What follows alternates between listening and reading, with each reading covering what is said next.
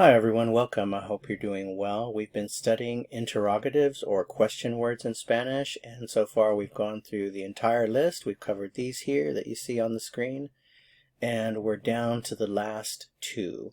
So in this lesson we are going to learn who, which is quién, and also quiénes. So we have quién and quiénes. It's very simple.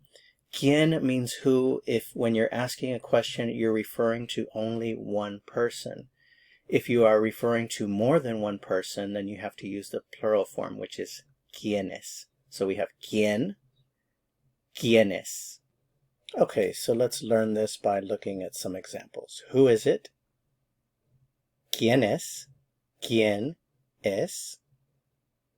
Who are you? ¿Quién eres?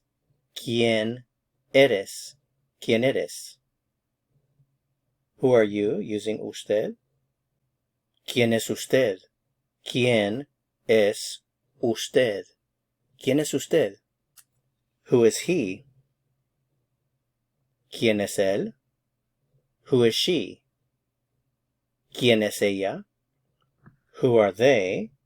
Now, in this example, notice that they is a plural subject pronoun. We're referring to more than one person. So that's where the plural form of quién comes into play. So I can't say quién. In this case, I have to say quiénes. ¿Quiénes son ellos?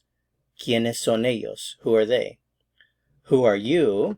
Ustedes. Now, ustedes is a group of two or more that you are speaking directly to. So who are you? It also has to be plural. ¿Quiénes? ¿Quiénes son ustedes? ¿Quiénes son ustedes? All right, well, that's it for this lesson. Thanks so much for watching. If you found it helpful, I would appreciate it very much if you'd give it a like. To continue learning and go on to the next lesson, click on the video that appears here on your screen. See you soon. Nos vemos pronto.